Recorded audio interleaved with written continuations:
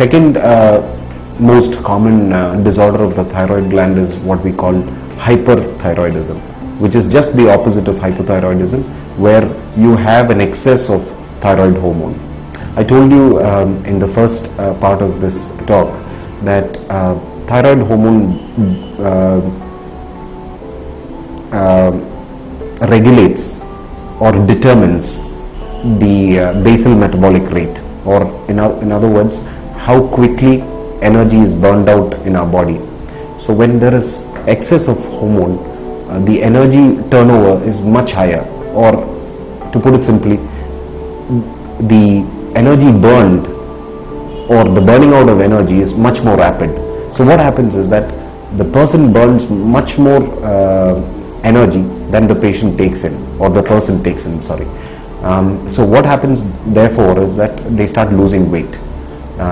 They present to us with rapid weight loss, 10 kilos, 15 kilos in a few months time. So that's one way in which these people present to us. But the other symptoms of hyperthyroidism are heat intolerance, which is just the opposite of what we were dealing in hypothyroidism, where they feel unduly cold. Here they feel hot all the time, or they feel warm all the time. Their hands are moist and sweaty. They also sweat excessively. Then what we see with these people are that they have tremors, that is, their hands shake. They also, what is a lot of them present with what we call orbitopathy. Their eyes just bulge out, and even when they sleep, the eyelids cannot come together, cannot close the eyes shut. There's a little bit of white or the sclera showing when they sleep, all because the eyes come out.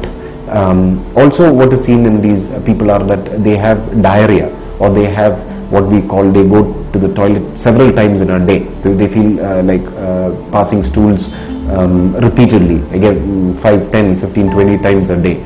So that's how these people usually present.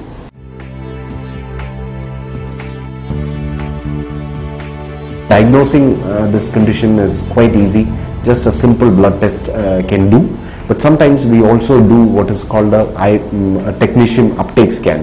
So this is basically, it's done in the nuclear medicine department, and we make use of something that's similar to radioactive iodine. So that's something that it's also not a very complex test, but a very effective one to conclusively diagnose hyperthyroidism. Treatment, basically, what we start with oral tablets first. We try them for about 14 to 16 months. Then if they don't respond, we resort to what we call an iodine ablation. So we give them radioactive iodine. The radioactive iodine actually fries up or burns up the overactive gland, but all this happens totally unnoticed to the person. So it's a very safe procedure to do. And lastly, sometimes when we don't get control with drugs and iodine ablation, then we resort to surgery. We call it thyroidectomy. So this is how we treat this particular condition.